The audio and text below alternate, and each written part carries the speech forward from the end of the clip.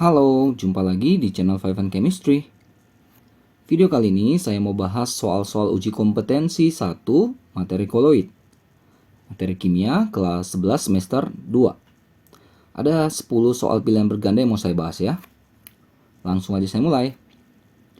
Nomor 1, pasangan zat berikut yang membentuk koloid apabila dicampurkan adalah, kalau kita campurkan sirup dengan potongan roti, nanti itu ya seperti ada ya, kebayang ya, rotinya tuh kayak jadi becek basah gitu kan. Jadi ini ada campuran kasar istilahnya ya. Suspensi kita kenal istilahnya.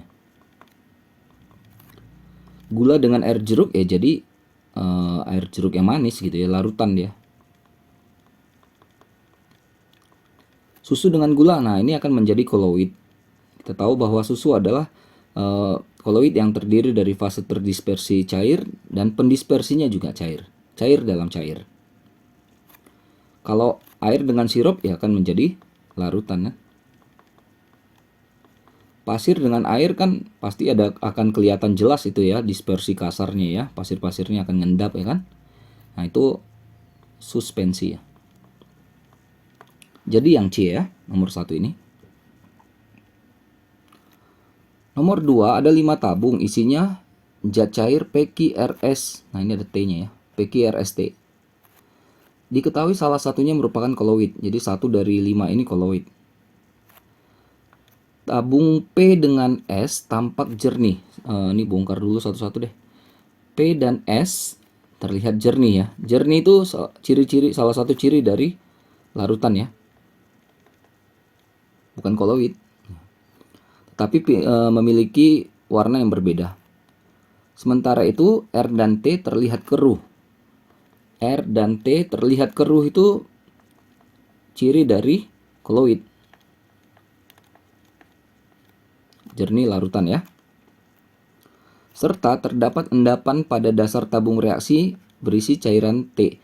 Oh, jadi T ini katanya ada endapan di bawah. Kalau ada endapan tuh dia jadinya suspensi, bukan koloid. Jadi T itu bukan koloid. Tabung Q ada 2 lapis zat cair ya. Jadi dia nggak nyatu ya.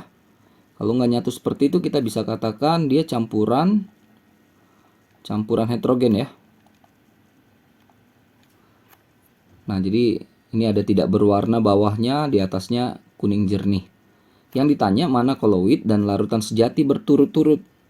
Koloid yang keruh kan tadi R dan T, tapi karena T ada endapan berarti T itu bukan koloid, suspensi.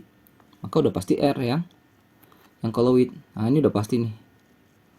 R dan S. S tadi kan jernih ya, tapi P juga termasuk ya. Tapi yang ditanya berturut-turut, berarti dari koloid ke larutan sejati. R, S yang ada opsinya. Bisa juga RP ya. Oke, yang dadu ya. Nomor 2. Nomor 3, pasangan data yang tepat antara jenis koloid dan zat penyusunnya adalah, kalau belum hafal saya kasih yang seperti ini tabelnya. Nah ini menghafal ya. Misalnya yang A, aerosol padat adalah fase terdispersi padat, medium pendispersinya gas. Jadi bisa dibaca biasanya padat dalam gas. Coba kita lihat ya. Padat dalam gas, mediumnya gas, padat. Yang tengah-tengah nih ya, aerosol padat, benar yang A. Kalau kita lihat yang B, gas dalam cair. Gas dalam cair itu busa, bukan aerosol cair ya. Padat dalam cair, padatan dalam cair, sol atau gel, bukan emulsi cair. Padat dalam gas, yang tadi ya, harusnya aerosol padat, bukan sol padat. Cair dalam gas, aerosol cair. Dah, pasti yang tepat yang A. Untuk nomor 4, di antara pasangan zat berikut yang merupakan koloid adalah awan dan air laut. Awan campuran ya, itu gas-gas kan banyak di situ ya. Oke, air laut juga larutan ya. Banyak zat juga di situ yang terlihat menyatu semuanya. Berarti bukan Asap dengan air tepung. Air tepung itu, asap itu oke. Air tepung itu suspensi ya. Debu batu apung, iya, ini debu dengan batu apung. Contoh dari koloid ya. Air laut bukan, air tepung bukan, batu apung iya, air gula itu larutan. Yang C lah.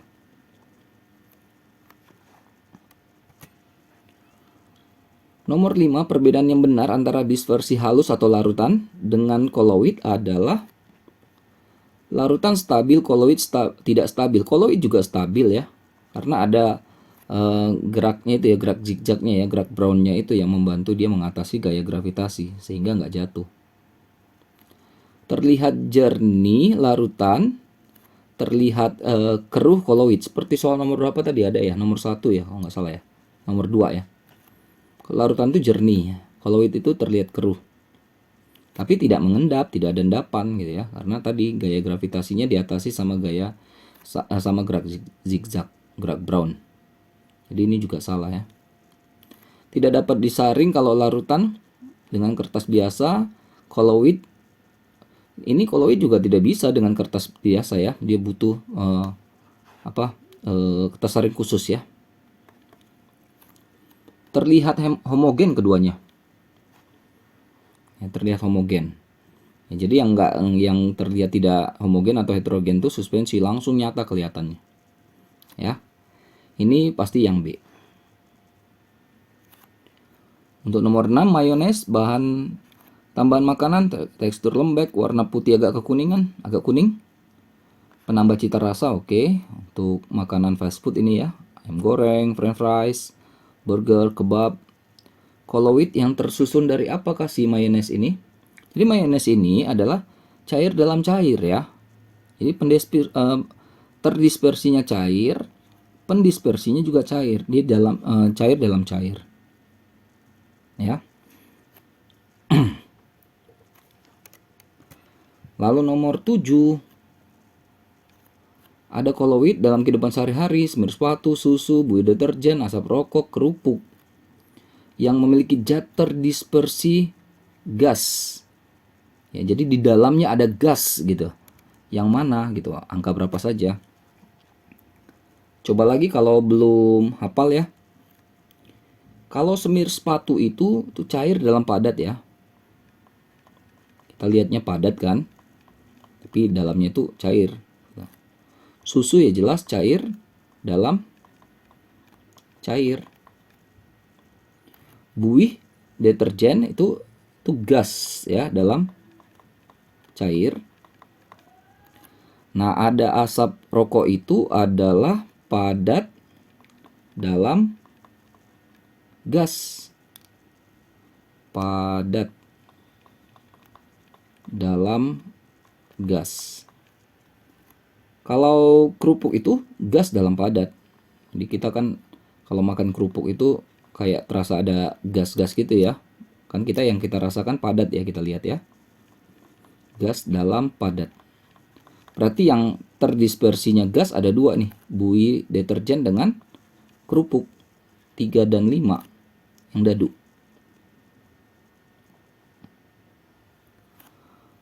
Untuk nomor 8. Perhatikan gambar berikut ini. Ini kan orang nyemprot ya, waktu kayak zaman COVID kan.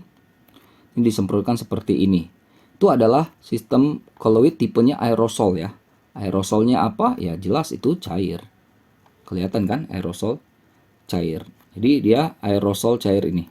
Jadi dia cair dalam gas. Ya makanya kalau kita kena kan pasti basah-basah gitu kan. Ya karena ada cair dalam gas itu. Aerosol cair yang dadu ya.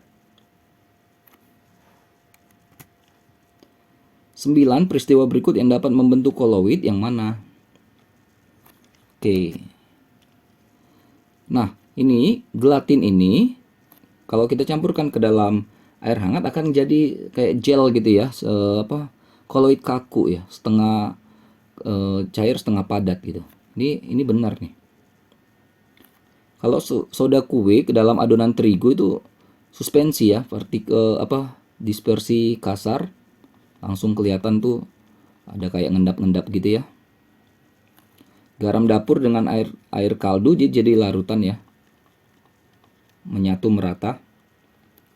Susu dalam air kopi. Nah, di air kopi itu ada partikel kasar ya.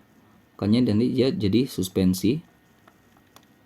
Gula ke air teh jadi larutan. Yang A lah, yang tepat. 10 minyak ikan ya. Ekstrak lemak ikan oleum licorice.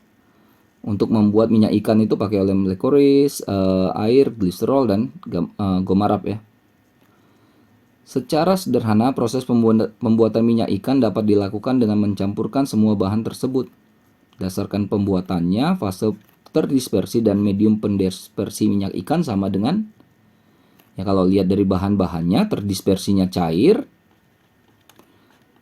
pendispersinya juga cair. Jadi cair dalam cair.